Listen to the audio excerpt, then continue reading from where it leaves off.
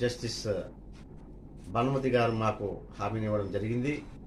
అంతేకాకుండా కడప బార్ అసోసియేషన్లో సభ్యుల సంఖ్య రోజు రోజుకు పెరుగుతూ ఉంది.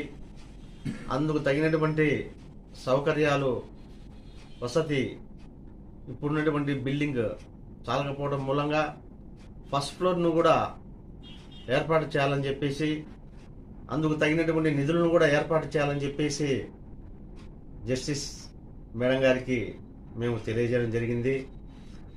అన్నింటికీ మేడము సానుకూల ధోరణితో స్పందించడము చాలా శుభపరిణామము. భానుమతి గారు ఆమె మంచి సహృదయంతో కడప జిల్లా ప్రజల, కక్షిదారుల, న్యాయవాదుల సమస్యలని తక్షణమే అతి త్వరలో పరిష్కరిస్తారు.